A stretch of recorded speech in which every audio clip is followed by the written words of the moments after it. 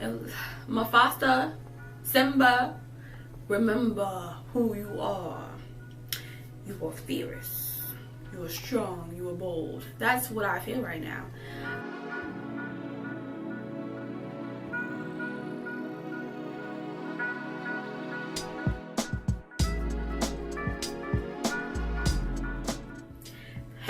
It's your girl QueeNyobee back with another video, and today I'm going to show you guys how I created this crochet wig. To create my wig today, I'm using a wig stand from Amazon. Also, this is the hair that I use. It's $8 a pack. And I really love this hair because it mimics my real natural hair.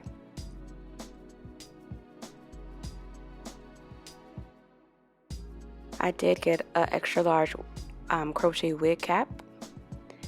Also, I'm going to be using a $1 crochet needle, some scissors. Now, in the beginning, I'm going to show you what not to do. I did make a mistake in the beginning of crocheting the hair onto the elastic of the wig. And you don't want to do that because that would change the size of the cap. I have a pretty big head, so I want as much room as possible.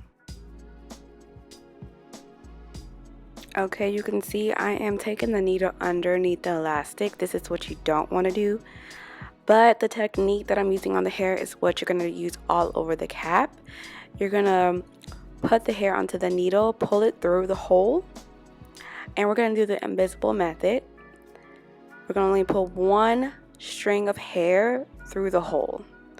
Some people like to pull all the hair through the hole. I like the invisible method, even if I'm not putting the hair to my scalp. And you want to make sure that the hair is even. Both sides are even because you'll have different size strands, and I wanted a really even, seamless look because my hair has blonde tips, as you can see. And you're going to repeat those same steps, except don't include the elastic band.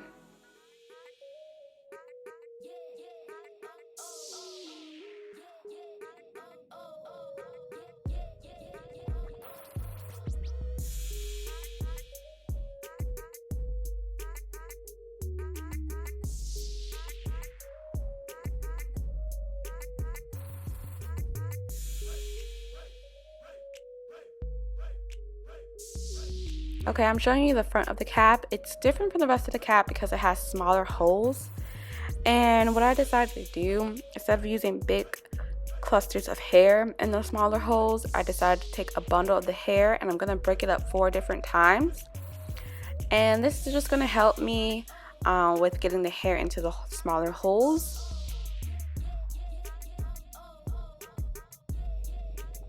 Okay, now I'm going to show you a tip that I was using. I like to twist one side of the hair so the middle becomes really tight. And I then take the needle and I loop it around that middle part, which makes it so much easier when manipulating the hair.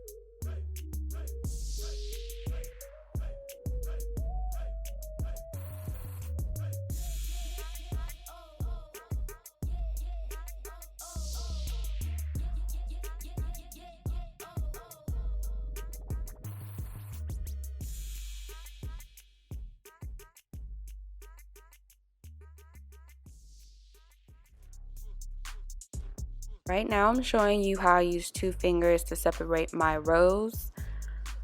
I learned from my last time making a crochet wig that the more space you have between your rows, the better the wig is going to come out and it won't be as heavy.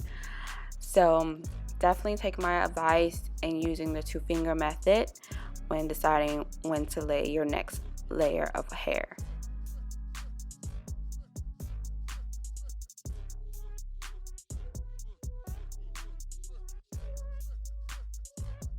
Okay, I'm almost done finishing this wig. I'm just gonna let you know a little tip to close it out at the top.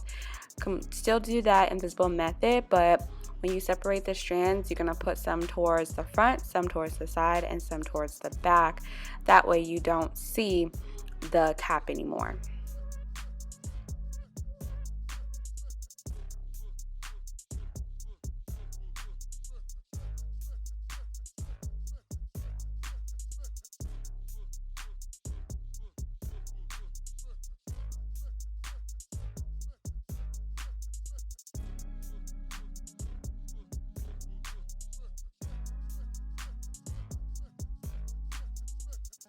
Okay, now that I have my crochet wig on, I'm going to section off my bang so I can deal with the rest of my hair freely. And what I'm going to do is take the scissors and I'm just going to cut off any strands that are just that I don't need. I'm not necessarily cutting the wig shorter. I like the length and I want to keep as much blonde at the tips. Now remember I told you to make sure when you're crocheting the hair to keep it as even as possible. This is why, because only one strand from the beginning was longer than the rest of the hair. So I had to cut that down a lot. Now I'm going to take the bang down and I'm going to section it by the layers I created because I'm going to do it one layer at a time. I want to be so careful not to cut the blonde off too much because I really like the blonde tips. And that's why I'm doing that.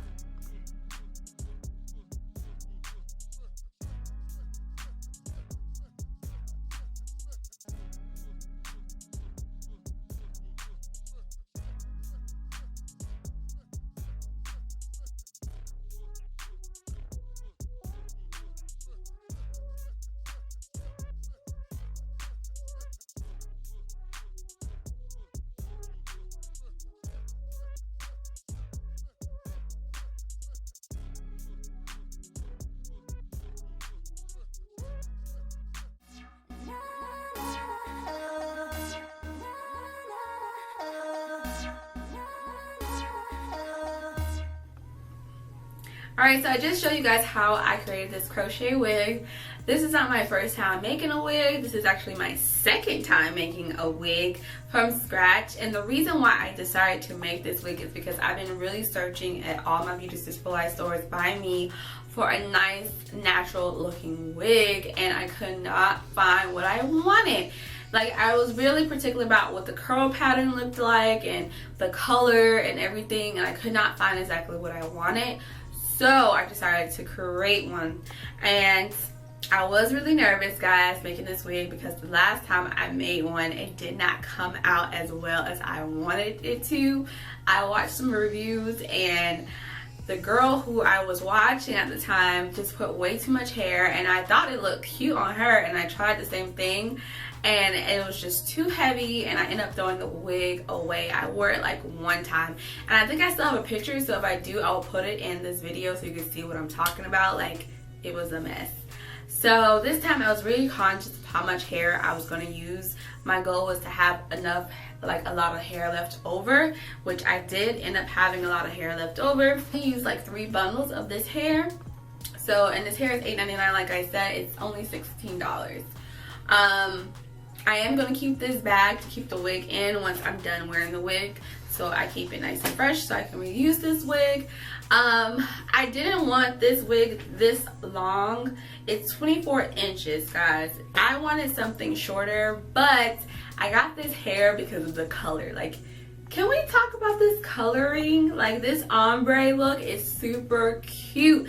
And if I really wanted to, I could have left my real hair out because my real hair is brown, like a dark brown, and I think it would have blended well with this hair.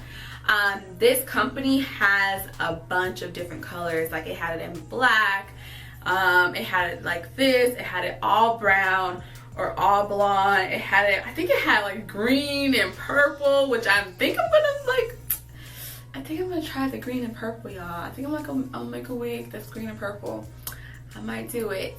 So that was the main reason why I just, like, you know, the hair might be long. I did end up cutting the back a little bit, just a little bit, because I want the layer look, but it wasn't, it looked like I had a gap, so I ended up cutting it just a little bit in the back. I do have to use a mirror to look at the back because I cannot see. I think it looks good.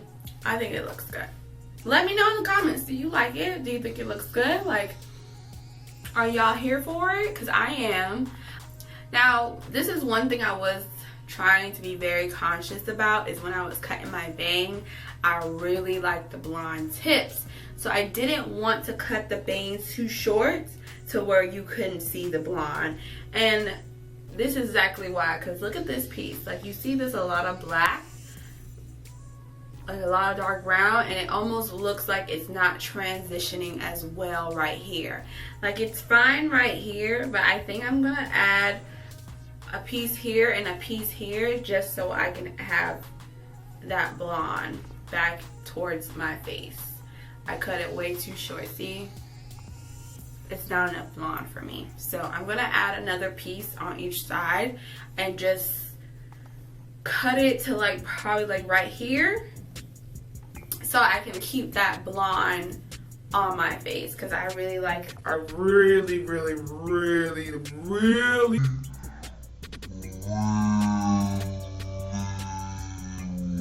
the blonde. Okay, all right, so I'm gonna try my glasses on with this wig to see how it looks. Okay, so this is how it looks with my glasses on. I know I have lashes on, but I don't care. I'm gonna wear my lashes with my glasses. I look like a golden girl. All right, make sure you guys leave a comment down below about, you know, do you like my hair? Is there anything I could do differently to improve my method? Let me know if you enjoyed this look. Make sure you check out the rest of my videos on my YouTube channel. And if you're not yet subscribed, hit the subscribe button. I conveniently place it on top for you.